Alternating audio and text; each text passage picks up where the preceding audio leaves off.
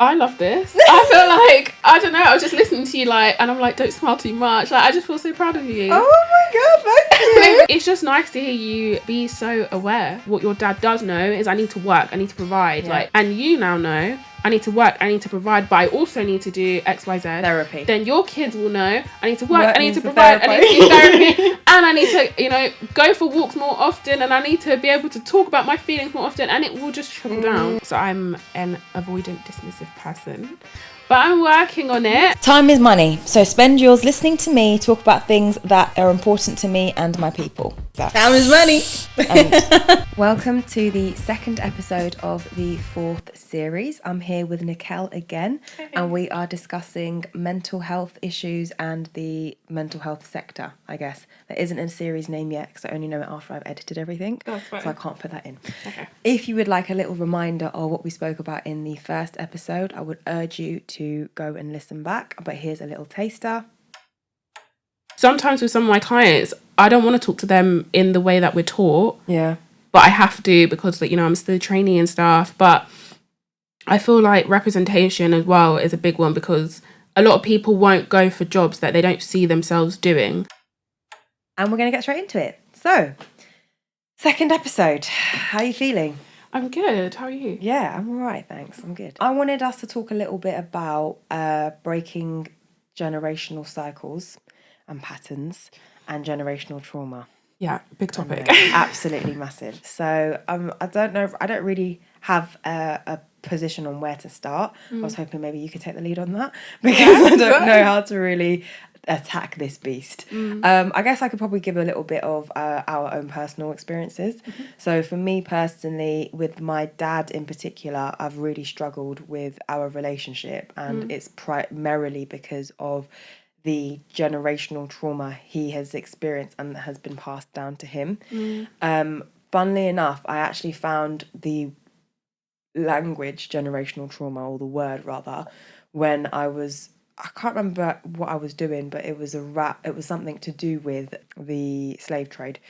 And I think it might have been a book I was reading, and it was talking about how your reactions or biological things within you, for example, typically black people being higher in cholesterol, having high cholesterol, is because of a issue where if some black people eat salty food, salt in some way, your body absorbs all of the salt content and doesn't only absorb the little bit that you need. Yeah. And that's a direct reaction to the transatlantic slave trade on the boat coming over to wherever you're going to be placed to be a slave, and how you were treated on that journey meant that any bit of food you did get, your body's response to try and keep you alive was to absorb every single bit of the nutritional content, including the salt. So that's why now, because of that happened for so long, it has been passed down biologically in this way, where you are actually going to be more predisposed to high cholesterol, etc., etc. So my dad's from Trinidad, and his background and his family background would have been, or is indentured labour, slavery, and that was where I first read about generational trauma and being passed down. And when I started reading about that, it made me understand him a lot more and understand why he was the way he was, and understand maybe why he wasn't able to see his kids as kids, so to speak. And he was very hell-bent on drilling into my brother and I tough.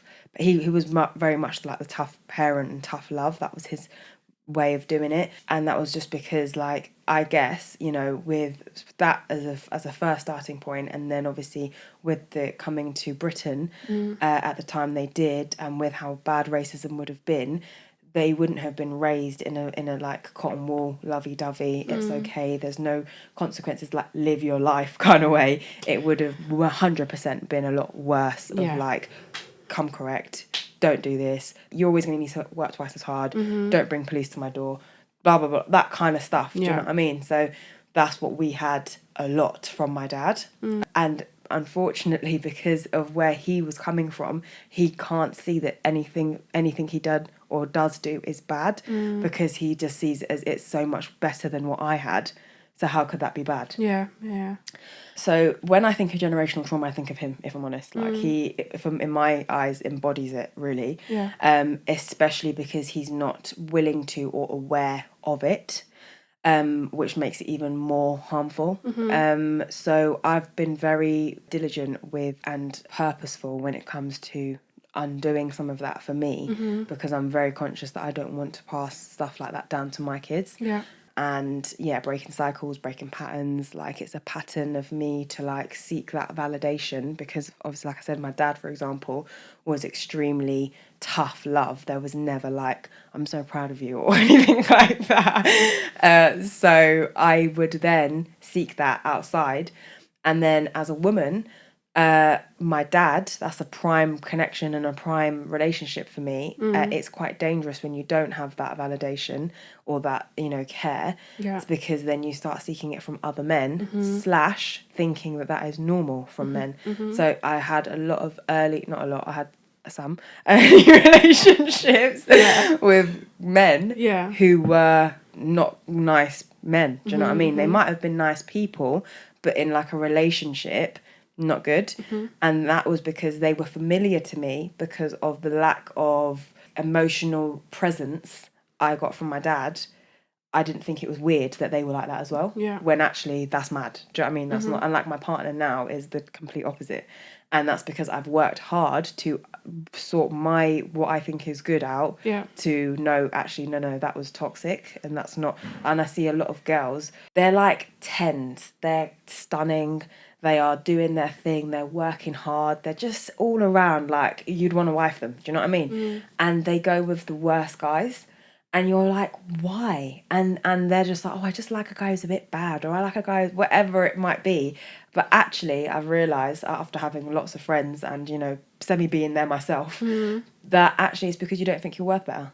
You don't think that you can get a guy who is actually going to treat you the way you should be treated and deserve to be treated. Yeah. So you end up thinking, oh yeah, I just like that. And actually it's not that you like that. You just don't think you qualify for someone better. And I often think that's because there hasn't been a role model of that, because your dad might have not been around or might have been bad or shit to you.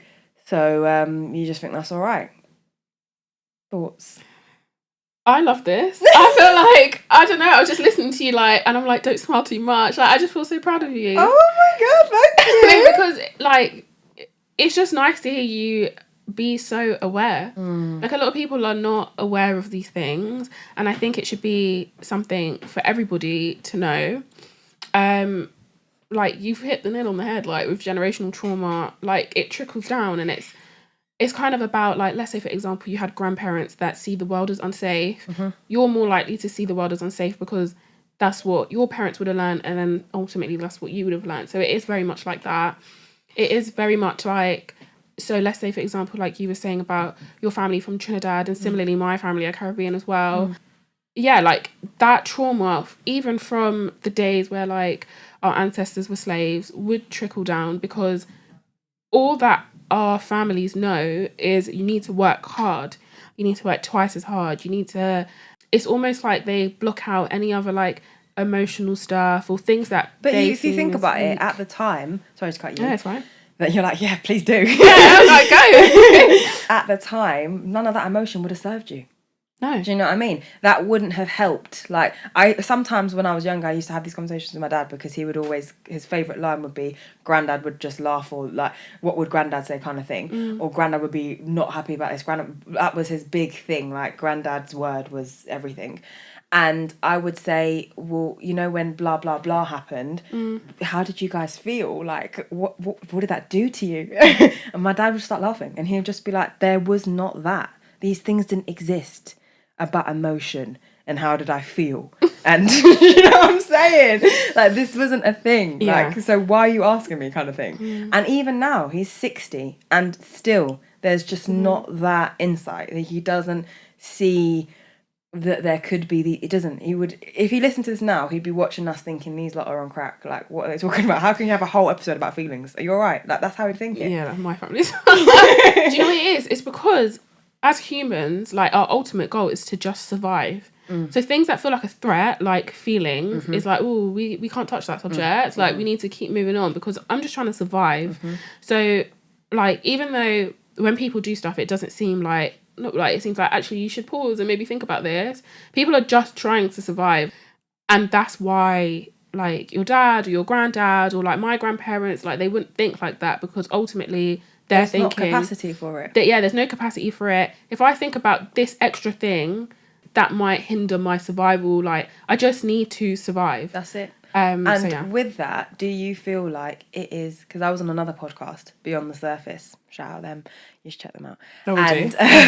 And they said, we were having this conversation, and I think, I can't remember exactly, the episode's coming out soon, but they said something, Leo was saying something about knowledge and, like, progression kind of thing, or, like, your mindset being healthy. And I said, I think that it's a privilege to have that kind of mindset. Like, you know, you just said to me, like, it's really good that you're aware and stuff. I think awareness is a privilege, and I think it's down to exposure. And I don't think everybody has that. And he said, no, he thinks that actually you can, it's not like, there's no excuse kind of thing. You can't let, if you're a parent, for example, like my dad, you can't let the fact that you may not have had as much exposure to this kind of awareness be an excuse as to why you now do X, Y, and Z to your kids. Like, you're not emotionally available for your kids, for example. And I would say that actually, yes, my dad really, honestly, he's an educated man. He could access, you know, podcasts and videos. I sometimes think I should send him like a podcast on like feelings and stuff, but I know he'd probably just block me. But still, like, there's things he could access, but he just wouldn't. So is it justifiable that he is doing that? Not just him, someone like him, people, are doing that when that is available to you? Or is it our job, those who are a bit more enlightened and do have a bit more awareness, to just have compassion for what you said, which is that they're just trying to survive, and we move with it? But if we take that option of just having compassion, that means we sort of give a pass to their like lack of insight. I think it's a tricky one. I think that it's not an excuse, but it's an explanation. Okay, I'm going to move away from your dad and just like put it as like people.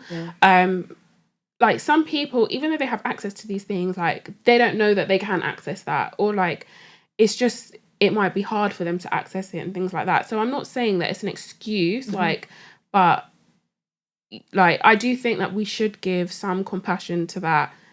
These weren't things that were like readily available for people to know. So they're just not going to know. But now that we know, that's it. It's time to do something about it. 1,000%. So I don't give compassion as such to maybe someone like me and you who can speak on these subjects and then still don't do anything. But to the generation before or before that, they don't really know, and this is kind of like, to them, this is like, don't touch that. It's almost scary for them to go into that. I don't think almost, I think very much is.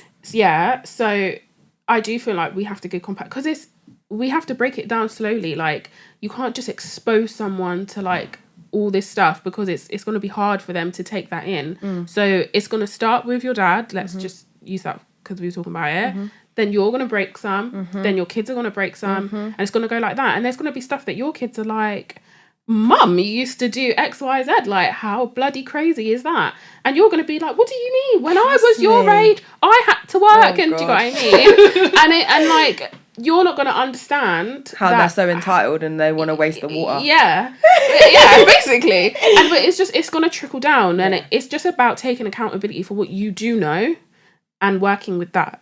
So, like, for you, for example, like, what your dad does know is I need to work, I need to provide, like, is what I'm assuming from what you're saying. Yeah. And you now know I need to work, I need to provide, but I also need to do X, Y, Z. Therapy. Then your kids will know I need to work, I need to provide, I need to do therapy, and I need to, you know, go for walks more often, and I need to be able to talk about my feelings more often, and it will just trickle down. That's so nice. I love that. So, we're speaking about parents, speaking about generational trauma. Chat to me about the psychological effect of generational trauma, anything that we've missed thus far, and then attachments, because I think something else we're going to speak about in a minute is that attachments at the moment, it's like, I feel like, because if you have exposure to this kind of stuff, like the conversations we're having now is like a breakfast date for me and my mum, for example. We speak about this like over a tea. Do you know what I mean? Yeah. But for a lot of people, this is like a very in-depth and quite not there every day. Yeah. And again, that's why I wanted to do Maya's Minutes, because I wanted to make conversations like this, which should be accessible to everybody, and everybody should be having, and they want to have, but they may not just have anyone to have it with. At least now you have someone to have it with, because we're doing it. Yes. I feel like, therefore, because I've had such exposure to this kind of stuff, anything that comes out is like I'm 5 years before. So now it's like a buzz thing. People are talking about attachment types. I've known about that from time ago. Do you know what I mean? And Lucky you. No, exactly. So I've had to learn that this isn't just common knowledge, basically. Yeah, it's not. So attachment types, for example, that's in the social media. It's in, available readily a lot now. However, when things are readily available, and when people don't do actual research and know about things, it's just something that they've come across, maybe read on a post somewhere, and now they're doing a video about it. Wrong information is passed along. So people have like popcorn knowledge of these big topics when actually they need to have like a Maya's Minutes episode on it. Do you know what I mean? So I want us to be very intentional with how we speak about these attachment things, so that we can actually help people realise it in their own lives. Because I think at the moment people are ingesting this information when they see it, and because it's so fragmented, they don't actually know how they can apply it to themselves. So I'm hoping with our explanations, they're able to be like, oh shit, yeah, I do notice that I do this, or blah, blah, blah does that. Okay, so generational trauma. I feel like you basically said most of it. It is very much to do with, what happens in your ancestors, and it kind of trickles down to you. So, for example, if my nan for England is really racist and cold and the white people and and if she said all of that with me growing up, then my mum would think that, then I would think that. But I mean, in my actual family, I never heard my grandma really say that. So my mum didn't really grow up saying that, and I didn't grow up saying that. So essentially, if you watch the last episode, when I was speaking about feeling okay being in white spaces, that was okay for me, and I could put myself there because I never had that generational trauma of all white people. You don't belong here. Yeah. So that was never told to me, so I never had that trauma. Whereas other black people that have had that trauma would find it really uncomfortable to put themselves in that space, because the generation before that and the generation before that feel like, white people are really racist. So they would feel more scared. Yeah. And that isn't a wrong thing, by the way. We're not saying that it's a wrong generational trauma is all propaganda. It's just that it is true of one of the generations, and it may not be true of the following generations. Yeah. But because one of the generations has said it, and it's been so applicable to them, every generation thinks it's applicable to them, which it may not be. And that's how they're also mothered and taught as they grow up. So they might hear it from this person, and then their mum might treat them in this way because that's how their parents treated them, and it just trickles down through the generations.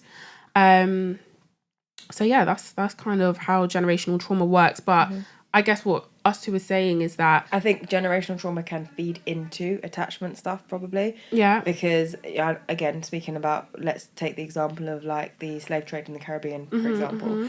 It's quite documented, if you look at this kind of stuff, that the correlation between Caribbean fathers not being present for their kids, nowadays, is to do with the fact that during slavery, they were taken, a lot of black men, Caribbean men, were taken away from their families to go and work the land or impregnate other women to be strongest genes, make the most kids and stuff like that. So they were torn away from their family against their will, and now there's almost that disconnect where they actually don't know how to be present. Yeah, and it's the same for Caribbean women, for example. So in that example, if years ago, generations ago, Caribbean women weren't used to having their men around, or the dads around or whatever, then their child would be like, oh, it's okay. And then their child would be like, it's okay. And it trickles down because each person was taught that it's okay, or that it's normal, that this is how it goes, until we get to us where it's still very much prevalent. Yeah, absolutely. So the reason I say that interlinks with the attachment thing is because when I gave the example of me, like, and a dad as a woman and needing my dad to be around, especially when I got to those like teenage ages, when I'm starting to look at like guys now and I'm dating boys and stuff like that, I can directly see out of all of my friends of that time, I was the least, like, I'm not even the least, I was not sexually active. And I know that's because I had a dad and he wouldn't have, it's not that he would have been able to know or whatever. And out of my mum and my dad is actually the more relaxed one about that kind of stuff because, again, I think Caribbean mentality is a little bit more, I'm being extremely generous when I say a little bit more, very much more relaxed about that. Whereas my mum, who's Punjabi, it is like, what do you mean you have a boyfriend? That's insane. Whereas he understands that that's a applicable concept. But regardless of that, there would be no way I could go and stay at a boy's house or have a boy stay at my house. And that was running for some of my friends. And that's because directly they didn't have a dad around. I think, and that's not to discredit the job that women do at all, but I know that even like when there was times when it's just been my mum and I, there's just not that same, I don't know, like she obviously cares for me, but just not in that same primal way maybe. Like she wouldn't ever, if I was out late, she wouldn't ever think to like call and then pick me up. Whereas my dad would be like, I'm going to pick you up, and where are you? Like, I need to pick you up. Because he's like, knows it gets to dark and you're a victim. You're potentially, do you know what I mean? Whereas my mum, she's like, I'm an independent woman, you're an independent woman, do your thing. Kind of thing. So it's a different kind of like care, do you know what I mean? And I know that a lot of my friends who are girls, missed out on that. And they would always comment on it. That's how I know, because they'd always be like, oh, you're so lucky you got a dad, or your dad's like, even though my dad was giving me hell about whatever it might be, to their perspective, he was present. So already you're head and lucky. Shoulders above. Exactly. Yeah. So now when I then lost that connection with my dad, I noticed my attachments to certain types of toxic men, for example, grew. Right, yeah. That makes sense. Okay, fine. So I'm just trying to make the link. No, it's a good link. I was thinking about how I'm going to link it as well, because, so I know my attachment style. So I'm an avoidant, dismissive person, but I'm working on it. You do not strike me as that. Really? Yeah. No. So what are the types? Let's go. Right. Okay. So there's secure. That's what I am, by the way. Love that for you. Yeah. Secure is basically just that. Yeah, you're secure. Like you can be with like different people and you feel like happy with them, and you're not really that anxious, and you can rely on people when you need to, and you can rely on yourself when you need to, and you're secure. Then we move on to anxious. This is someone that kind of struggles with like communicating their needs. I don't like the word sensitive, but we're going to go with that for the audience because I feel like they'll understand that it's usually someone that's quite like sensitive. Needs a lot of reassurance. Yeah, needs a lot of reassurance. And that they will struggle to say like I need help and things like that. Then we have avoidant fearful, which is someone, they actually rely a lot on relationships and they're usually scared of themselves. So they trust other people, but they don't trust themselves. So a lot of avoidant fearful people might be a bit like Maya, what do you think? And rely on a lot of other people's things because they don't trust how they feel about stuff. And then we have me, who is an avoidant, dismissive person. And that is and you probably see it on social media all the time, but those girls that are like, I'm an independent woman, I don't need no man. They're very much like guarded and like, don't come next to me. But if there was like a big event that happened, they are usually the one that will break down. So in small situations, they're like, no, I'm fine, like it's cool. But in a big situation, they are cracking. You gotta see them crumble. Yeah, you'll see them crumble. Okay. So there are the attachment styles. And kind of following on from what you were saying, so I just grew up with my mum. So my mum was my mum and my dad. And I do think attachment styles form from childhood. And that's very much to do with, how you was mothered or how you was fathered, how your parents grew you up, that kind of thing. Can I ask? Because I had a perfect upbringing till 15. And then it started to go a bit tits up. Yeah. So would the 0 to 15 be why I can be secure now?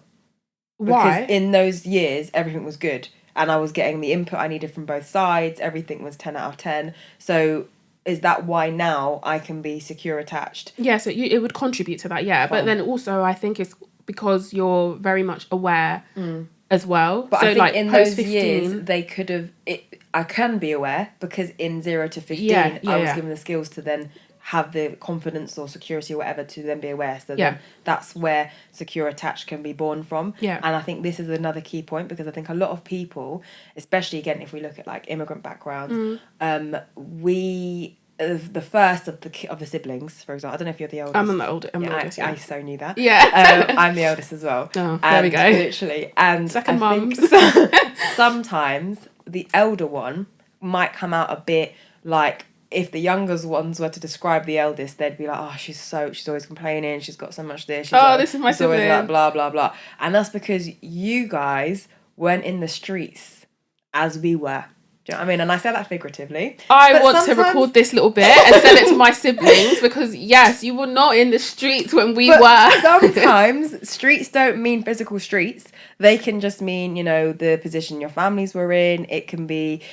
I find it more prevalent in bigger families. I've only got one younger brother. I'm just oldest of 2. Yeah. But my mum, for example, she's one of 5. Yeah, and she's got 2 elder sisters who are 10 years older than her. Oh. And those ones, you can so see it. Because when they were young, times were hard. Yeah. They came, I think they would have first come to Britain. They came to Coventry when the older 2 were like 5, maybe 6, maybe even older. And obviously my mum and that weren't born yet. So by the time my mum was of conscious age to be experienced whatever, they were thriving. They were doing well financially. Everyone was happy. The parents had really relaxed on how they are with everyone. Yeah. And as a result, my mum is that way. She hasn't got a clue. She's very airy, fairy, like, we're all friends. What's the problem? Yeah. And her sisters are like beasts because they're so angry at the world. Do you know what I mean? Yeah. And they don't have that same soft, like, yay. They're not. They're very pessimistic and angry and hard. And that's because they essentially, even though they're siblings and they lived in the same house, they lived different lives. Yeah. Do you know what I mean? And I think that's part of that can obviously really feed into your attachment style, obviously, as well. Carry on. That was a very good point, actually. I do think, I'm very conscious of it, so not too much. I'm, like, naturally a soft person, but I am the one that's like, guys, like, don't do this because do you know what can happen if you do this? And my little brother said to me last week, he was like, Nicole, we had a meeting and you're just really annoying us right now because you keep going on about don't do this and don't do that, but it's because they don't know what it took to get here. Whereas I do, like, you know, I don't want to, like, talk too much, and obviously, like, if I speak a lot, then it's like my family's business. But my mum had me young, so I grew up with her growing up. So grew up with her, basically. Yeah. So it's kind of like she'd done so amazing, like absolutely amazing. But you lot didn't see the bit before we got here. Like, you just weren't there. My siblings are a lot younger than me as well. Yeah. They're 16 and 13. Wow. So there's a big age gap. Yeah. So it's kind of like, when I say these things, I'm saying out of love. Like, I'm not saying out of being an annoying sister. So I kind of resonate with, like, your mum's sisters in terms of them being probably a bit more like, hello, like, and your mum being like, oh, it's fine. Because my little sister is so like, what is your problem? Like, life is okay. And I'm like, no, but do you know? But then I'm also conscious that you need to speak for... You're only going to get through to somebody where it's relevant to their life. Yeah. Do you know what I mean? So, like, when I have a go at my brother or anything like that, I'm trying to say to him, work twice as hard, you need to this, you need to that, whatever he might need to, I think he needs to do. Yeah. But actually, this isn't the case because there's only a 3-year difference with us. But if this was the case, his one justification could be that actually now, these years later, it doesn't matter. There's a different perspective towards this. Black and Asian people aren't expected to do this. There is more representation of X, Y, and Z. It is a bit easier kind of thing. That could be his point. It isn't true, but I'm just saying it could be a point for somebody. Yeah. Not us, but somebody. Yeah, exactly. But yeah, back to attachment styles. So yeah, and it's in the early ages. So that was the whole point of us saying this. It's in the early years that your attachment style is formed. Yeah, in your childhood. So yeah, I would say that mine formed in my childhood. So it was very much like, obviously it was just me and my mum, and like she wasn't disappointed or anything. Like usually for someone that has like an avoidant dismissive attachment style, like people might report things like they would ask their mum to do something and they never did it, or they'd ask their dad for this and they'd always be disappointing. That never happened for me as such. But my mum is very, and I always say this to her and she just laughs, but the house could be on fire and my mum would be like, oh, it's okay. And I'm like, but it's not. It's literally on fire. Like, and she's like, no, it's fine. And we deal with things so opposite. Like me and my mum are polar opposites. So I guess growing up, I just learned I can't trust you because the house is on fire and you're telling me it's okay when it's not. And I'm also a bit of an anxious person as it is. So it just feels like everything you're saying to me is a lie. Like, because it is on fire.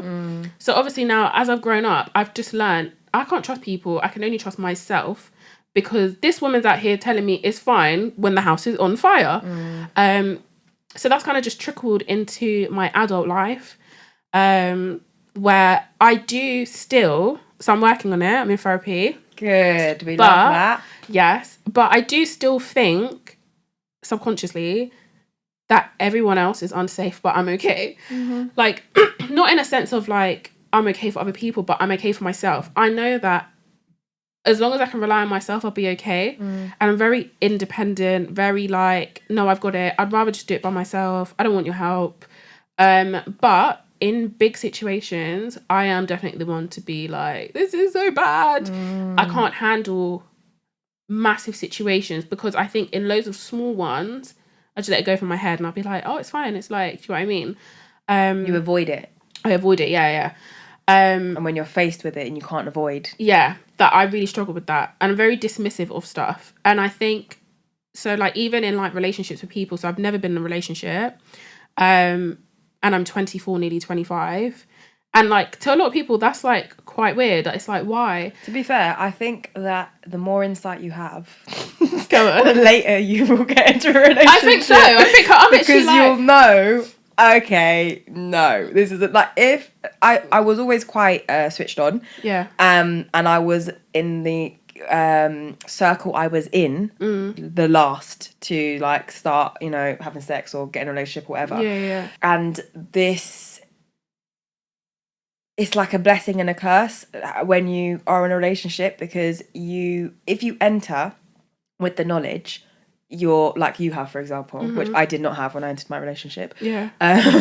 We were sort of at the same stage. Like both of us didn't really know as much as we know now, for example. We both struggled with communication. I always say the first 2 years of a relationship is hard. I cried a lot. I feel like I say this every episode, but I honestly did. And it was hard because you're learning each other's language. Yeah. Do you know what I mean? You're learning their traumas, you're learning their this, you're learning their way of being, you're learning their attachment styles, how they need to be loved. Is it different to how you need to be loved? All of that is very, very long. Yeah. And if you are coming in with the level you're at, of, okay, yes, you might know that you're avoidant or dismissive, for example, but at least you know that. Yeah. You could really like a guy or a girl who is not like that. They might be lovely and great, but they may have zero clue about where they are with anything, and they might not know their attachment style. They might not know like why they feel this way. They might not understand anything about their generational trauma or any of those things. And so you're always going to be in a position where you're sort of like teaching them. Yeah. And then it's going to make them feel like, I don't want to be I'm not a student. Do you know what I mean? So it can cause that. But then equally, if you go in with zero understanding, you're going to spend the whole time being the student. Yeah. So it's hard to find that balance. And I think I was lucky because my boyfriend and I are both very similar in that we're mature, and like we're both in our families, we have a similar position. So that makes sense to us. But in terms of like self-awareness and blah, blah, blah, we both didn't really have that. Do you know what I mean? So we had to learn that, and you get that in different ways. And my way of learning it might be through therapy, for example. His way might be something different, and I have to respect, and he has to respect, and all of that. It's a lot. So I know I'm selling relationships to you right now. It's all right. Yeah, but like at the same time, being in a relationship is the fastest way, I think, if you are a self-aware person, to get your issues looked at, because you have no choice, because you've got a mirror next to you every day reminding you of what you could be better at and why you're not doing it and how that's affecting that person and blah blah blah. Because when you're on your own, it's just you, so you might be aware of that, but okay, I'm aware of it. Do you know what I mean? When you're faced with it in arguments or in issues, or this person isn't giving me what I want because I can't do this, and whatever it might be, you have no choice. So that is one from your perspective of what you like with like self-development. I don't know, I feel like, because I've been going to therapy for 2 years now, so I do psychodynamic psychotherapy. So just a quick pause on that. There's different types of therapy. Yeah, there's loads. Please don't get me to name them all, because not all of them. Forever. Top 5. Oh God. I have interpersonal relationship one, I think. Is that one? Is that called? Is that the right name? Integrative therapy. Okay, mine's something to do with relationships though. Oh, I've not heard of it. It's not like relationship therapy, but I think it's interpersonal. Oh, okay, interpersonal therapy. Yeah. Yeah, so that's just like, that's about you and like your relationships with others and stuff like that. Yes, that's exactly what I have. Yeah. So there's psychodynamic, which is about your childhood and how it affects you now. So that's what I do. Okay. There's integrative therapists, which like specialize in different stuff, so they can change it up for you. Tailor it to you. Yeah. There's CBT, which is very much to do with the here and now. So CBT therapy we'll take some stuff from your childhood, but it's very much to do with like, what are you struggling with right now and how can we help for right now? Yeah, I always in my head think CBT, which is cognitive behavioural therapy, as a practical kind of like fixer. But I see it as more surface, because it doesn't go into like that childhood stuff, which essentially is where we all are messed up from. You're never going to get that deep long-term fix. You might get something for the here and now, and it might work for a good minute, but I don't know if it's going to be a life thing. I think CBT, I like, okay, so I'm like half and half with it. So I like CBT because it's one of the most adaptable therapies for like diverse people. Like there's like Islamic-based CBT. There's like different ways that you can adapt it for different cultures. So I like it for that. And obviously some people don't have the capacity to even dip into that childhood trauma. Absolutely. And we just need to focus on right now for 100%. To get through right now. So I like it in that aspect. But I do like psychodynamic therapy because it's like, if you do have that capacity, I want to know where this started from. What happened 20 years ago that is affecting me right now? And this is what I want to change. And I don't know, like that kind of like understanding for me has been beneficial. But then also, psychodynamic therapy doesn't give you skills to deal with it. This is it. So my therapist might be telling me all this stuff, and when you was 8 and whatever not, and then it does feel a bit like, now what? Trust me. Whereas CBT therapy, like they give you That's homework. That's the what to do. Yeah, they give you literally what to do. Like, let's do box breathing. Let's do this. Like, this will do this. Like, so yeah, it kind of depends on what you want to work on, that kind of stuff. And then obviously there's like more creative ones like drama therapy, art therapy. I think if like, you know, people of colour are struggling to go to therapy, I don't know if drama and art is going to be the ones that they go to. Do you know what? Like, we have a really cool drama therapist at my workplace, and I just feel like she gets a lot of people of colour like to go to her, because you almost you don't need to speak, but it almost shies away for creative people, I would say, from like directly asking these questions and giving them another way around, this is how I feel, but I don't know how to express this. Yeah. So let me do it through this. So I would say only really more creative people go than people that are a bit more like shy to those things. But creative therapies like art, music, drama therapy are actually really good ways of being able to express, this is how I feel, or I can't even make sense of how I feel, but this is what's coming out of me in a way that's like containing for them, I suppose. Okay. I mean, I suppose it has been happening for years, artists. Yeah. You know what I mean? Drawing and painting and that. I'm not super creative, so I don't know if that would be fine. Okay, cool. Right. Thank you. Sorry I paused you when you were doing that, but you were saying with me, I've been in therapy for 2 years. Yeah. And you do psychodynamic psychotherapy. Yeah. So that's what I was saying. I feel like I couldn't, without doing this, I couldn't have entered a relationship, like a healthy one, Like, I feel like I actually needed, because I am a bit like, oh, you need 25, like, and you just haven't found anyone, like, what's kind of going on. I wouldn't think that, but go on. No, I know. But now that I've done the therapy and I've really understood myself, I feel like I am more in a position that I could be in a relationship. Whereas if I was in a relationship 2 years ago, I don't think it would have been that healthy, because I would have never let the person do anything for me, or I would have been quite like, it's fine, I can do it myself. Like, I'm quite dismissive. And when I have reflections with my therapist about, like, people who I have dated and stuff, and, like, reflecting on my position as to why it didn't work out, I can see how I am quite, like, dismissive of their feelings. Problem. Yeah, like, literally, like, well, like, yeah. Yeah. And so I feel like the therapy I did, or I'm doing, has helped me to get to a point where now I can practically, like, you know, do those skills, like you were saying.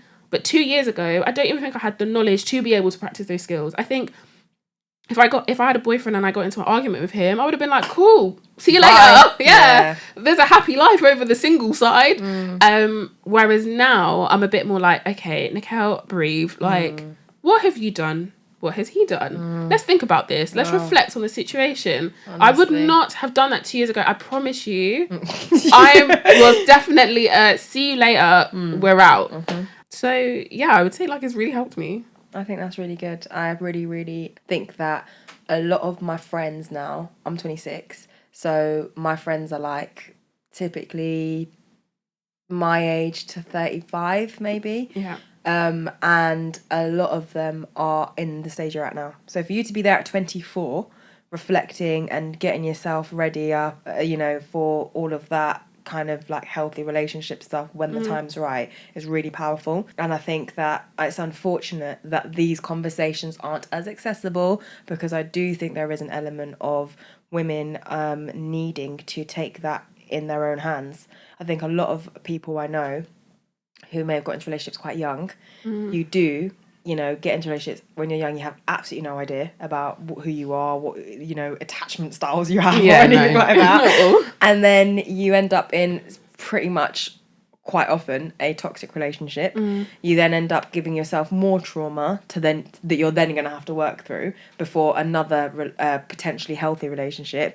And all of this is happening as time is continuing, and then before you know it, you're like 35, you may really want to start a family or whatever, but you're also aware of all the things you've got to work through and you don't know where to start. So I think there's a simple solution to this, which is being self-aware from a younger age. And I appreciate I've had a very unique experience with having a privilege as, like, having a mum who's a psychotherapist, so every moment of my life is brought back to yeah. Exactly. However, we also live in an environment now where this kind of stuff is readily available somewhat. I'm not saying every Instagram post you read that mentions anxiety is the right one, but, you know, there's podcasts such as Myers Minutes and other podcasts which are more focused around having professionals and having these kind of conversations, and there are more, like, psychologists and psychotherapists who are using their platform to have these conversations, and I think it's good. Even TV, like, I watch Married at First Sight, don't judge me, and also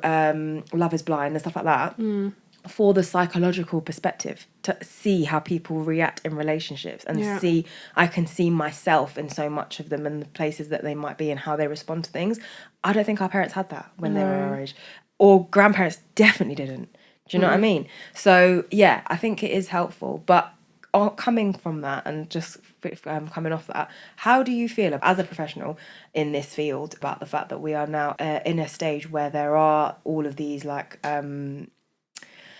I don't want to call them Instagram therapists, but do you know what I mean? Like, social media people who claim they know a thing or two about therapy, might know a one attachment style, doing loads of posts and videos about it and that. And, you know, it's made things like terms like anxiety and trauma and depression like buzzwords. Do you think that's good? Do you think that's bad? I'm 50-50 again. So why I'm 50-50 is because I feel like these words have brought up awareness for people, which I think is good. And also, I'm a bit like, if the intention is good and you can relate to the post or whatever, then, like, that's a good thing. because mental health is something that is like really not normalized in most communities. So I guess 1000%. if let's say there's an Asian girl, she's not a mental health practitioner or anything, but she speaks about her experience of depression, then there'll be another Asian girl that sees that post and that's like, maybe wow, I can speak about my depression. I can speak about my depression. Or even if it doesn't even get to speaking about it, but just acknowledging it and being like, I went through this, like, and she looks like me. I think that's a really positive thing. Where I think it becomes dangerous is that, and it's even dangerous for mental health practitioners in terms of like, I might put up something about anxiety, but that does not mean that it applies to every single person with anxiety, because there's different stuff for different people, different therapy for different people. Not everything's going to work for one person. So an example could be like, so there's a thing called exposure therapy. Someone might be scared of like going outside. So exposure therapy might be that we look at the front door. Yeah, go to the front door, look at a picture, then go out. I might do a post about exposure therapy and be like, you know, this is really good, and like you should try and do small things to get outside. Someone might interpret that in a whole different way and just go outside. Yeah. And then that could elicit like a panic attack or something. I'm not saying that's because what I said is wrong, but you can't control people's interpretations of everything. You can't control people's interpretations of it, no. And also, exposure therapy might not have been the therapy for that person. So At that time, yes. So you have to be careful. I wouldn't say so much about, well, a little bit about what the actual person's putting out, but how you take it, because it's not tailored to you. It's just information.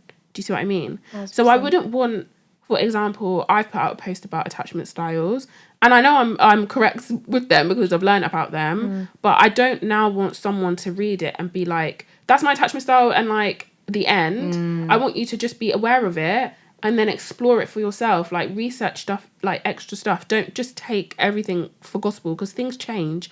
Like, I don't know, like a few years ago, people thought like being transgender, for example, was a mental health disorder, and now it's not. Like, things change drastically, so you have to be smart with what post you're taking, how much you're taking in, and what you want to take in from it. Yeah. I don't know if that answered your question. I went on a tangent, does. but no, yeah, no, 1000%, and I totally agree with you. I think that anything I've said this on a previous series as well with Messiah, which you should 100% go listen to. Politics, pollution, and people. Just saying, and it's about knowing that social media isn't necessarily the place to learn everything. No, it's the starter pack place. Yes, yeah. You can get your initial something from there, and everything, no matter how learned the poster is, such in this case you still need to go off and do your own version of research. Absolutely. Like, I know for me, like my Mental in Me page, that's for awareness. That's for people to look at me and be like, she doesn't look like a mental health practitioner. Like, let me go and pray. Let me see what she's saying, and then do your own research, and then see it and be like, this sounds like me. Let me go and take it to the doctor. Yes. This sounds like me. Let me go and research this. This sounds like me. I'll speak to a therapist about this. But not, this sounds like me, this is me, the end. Because I don't know you. I haven't done a consultation with you. I don't know about your childhood experiences all the way up until now. I can't tailor my posts for one individual. So I have to give out general information. But these things are very specific to an individual. So yeah, you just need to take it with a pinch of salt and then go into your research. Wonderful. Okay. I think we're going to leave that one there. Yeah. That was really, really helpful. Thank you so much. Can I just ask you one more question? Go on then. Do you consider secure attached as like the ideal attachment style, and we should all be aiming to get to that? Or is it that you can stay in your attachment style but just be aware of it and do things to... Do you know what I mean? Like, is it that we're all trying to get to secure? Is that the end goal? I feel like secure is the goal, but it's not necessarily bad that you're the others if you're aware of it. But obviously that just requires more work because you're not naturally... So for me, I'm not naturally trusting of people. And so it's okay that I'm aware of it, but it just means I have to try that extra bit harder to be like, okay, let's pause, relax. Like, they're not going to do X, Y, Z to you. Whereas if you're secure, then you're just secure and you don't really need to think about these things. So I guess the goal is to be secure, but it's not necessarily bad to be the others. Just at least be aware of what you are. Okay, thank you. And what advice would you give to anybody who is trying to work on their attachment style? Would you recommend speaking to your family and being like, why did you do this to me? Oh, it depends on your family. So I have done this with my mum. Wow.